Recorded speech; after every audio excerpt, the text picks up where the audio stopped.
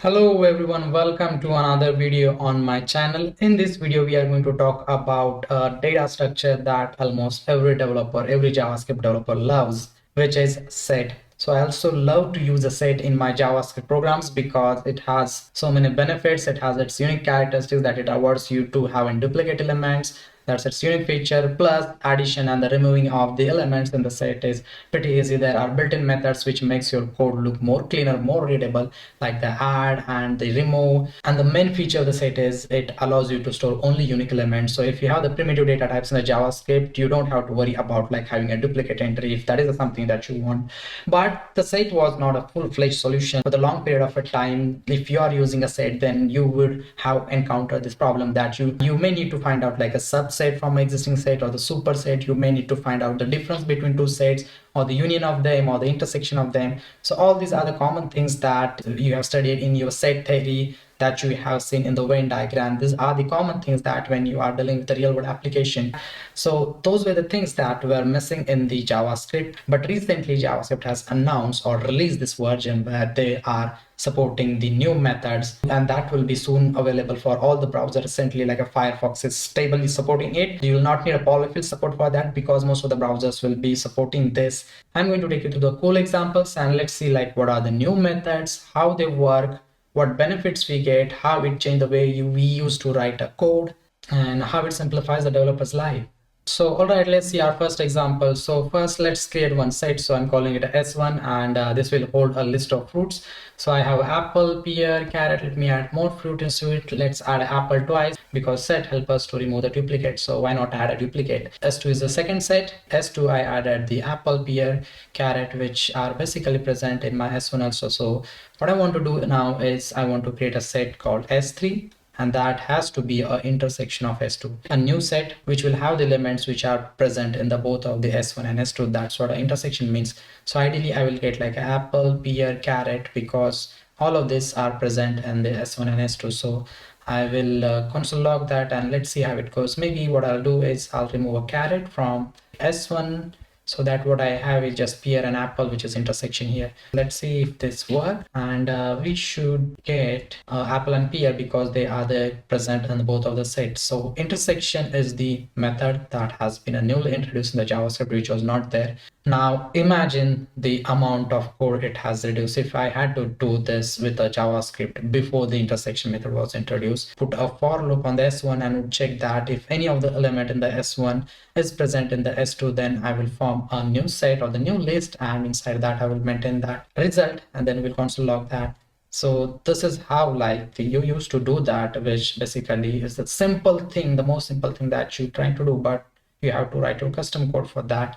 Now it is inbuilt present in the JavaScript, so it makes your code looks more clean. So let's talk about the second one. The second one is a union, which is a very common one. If you want a union of two sets or multiple sets, you can just do like a union of like this, union S2, which will give you a union of all the elements. Now I guess union has a support for, I think union accepts some multiple arguments also. We'll check on that if it does or not.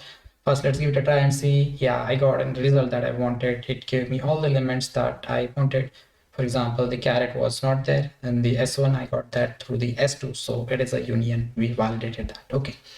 The thing that I wanted to try, which is, does it support multiple arguments? Can I get a union of a multiple set? So let's create a set called S3, and this will have a new fruit called lemon, and this will be S4. Let me rename this S1 union S2, and then if I put an S3 here, ideally now I should get a lemon as well. So let's see if it does that. And I need to update my console log,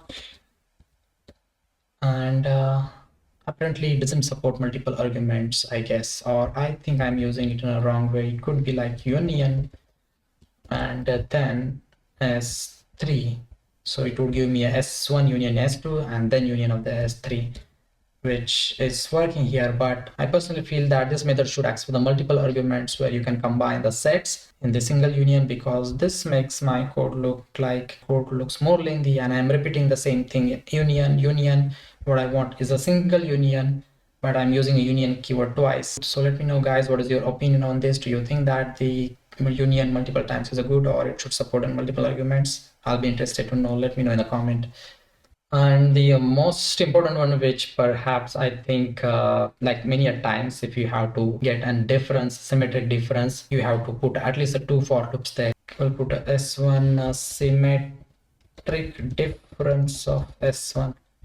So let's see what it gives. So I think it has worked. So for those of you who don't know what is a symmetric difference, it is like elements that are not intersection. So it will grab the both the elements, it will grab the elements from the both the sets S1 and S2, but it will exclude the elements which are common in them. For example, apple is common in both of them, pear is common in both of them. So apple and pear are not eligible in the symmetric difference. Kiwi is only there in the S1. Carrot is only there in the S2. So that are like the exclusive to the sets S2 and S1, which are only be present here in the S3. So this is what a symmetric difference is doing here. So imagine if I have to do this with a plain JavaScript, I had to write 2 for loops, because I would check in a first case that if my all the S1 elements are not present in the S2, and then I will check if the S2s are not present in the S1. And similarly, if you're interested in getting only elements which are part in a given set and not in the other set, or not in the intersection, you can use a difference. So difference will give you an elements which are only present in the given set. So S1 difference, S2 should give me elements which are present in the S1, but it will exclude all the elements which are part of the S2. So like the apple is a part of S2, pear is a part of S2. So it will exclude that and give me the only elements which are only present in the S1. So this works in an order. So remember the order. If you are calling like S1 difference S2, it will give the elements of the S1 which are only present in a S1. If you are doing like S2 difference S1, then it will take an S2 as a base and will give the unique elements from the S2. A base object refers to a data in the base object on which the method is called. So in this case, I will get a kiwi because kiwi is the only element which is unique in the S1. The next one is isSubsetOf. So isSubset, unlike of the previous method, it doesn't return like the new set, but it returns a boolean value. So if you want to check that if the given set is a subset of another set, you can like check that with this. So if I do this, I should get a false. Each subset, yeah, it has to be each subset of. So forgot off here. So let's run it again and see if it works. So it has written a false as expected, because S1 is not a subset of S2. So if I tweak my example a little bit, and if I just put an apple and pear in the S2, then if I do a S2, each subset of S1, now this time it is a subset of S1 because apple and pear are present in the S1, it should give me a true. So let's see if it gives a true. So this time it returned a true. So its subset of method gives you that boolean value if the element is subset or not. And exactly opposite of it, you can find out if the set is a superset of someone or not. So if I can put a is superset, so it has to be superset of S1. So in this case, S1 is actually a superset of S2 because it contains all the elements. So I can do is S1 superset of S2, and it should give me a true. It's superset. I had a typo there. Let me clear and run it again. So yeah, this one it is true. This time it's working as expected. If I do S2 is a superset of S1, it should give me a false because S1 has few extra elements that are not present in the S2. How then S2 is supposed to be a superset? Okay, then, and the last one is isDisjointFrom. So isDisjointFrom. So this basically gives you whether the given set is a disjoint or not. The disjoint sets mean that all the elements in this set has to be unique to this set and not present in other sets. Basically, it means that your intersection has to be empty. There should not be any elements which are common between the left hand side set and the right hand side set.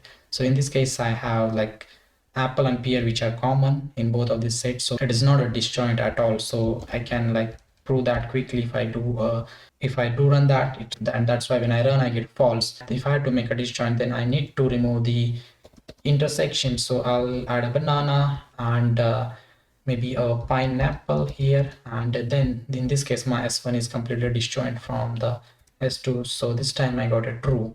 So disjoint is working perfectly fine. So all these methods what I'm talking, like they work on the primitive data type in the JavaScript. What I mean by primitive data type is your strings and the numbers.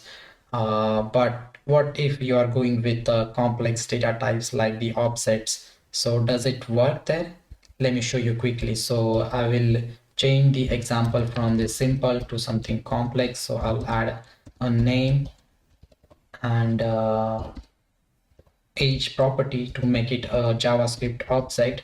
And what we'll do is we'll create an set of these two ones. So I will add mny something here, 25, and similarly I will update my set s1 with a person data type, name is abc, and let's keep the mny as a common. So like s1 has this two, s2 has this two, and both of them has one which is common. So if I do an intersection of this, let's rename this to s1, and if you think that this will work, you're totally wrong. This will not work because a set in a JavaScript works on the primitive values. Primitive values are the strings, numbers, or the null, or negative numbers, or like the int, big int, but it doesn't work on the objects and the array. So anywhere you have an object, it fails to check the properties of an object. So it will not check that whether you have a name, age, and it will not go for like whether the name is same, whether the age is same, and then find out if the set has a common element between them. It doesn't perform that check. So set works on the primitive values. If you have to like achieve this kind of a result, then there is a library called a Lodash. You'll probably use a Lodash library that will have support for this kind of operation. But with the set, you cannot do that on the object, complex object, I would say.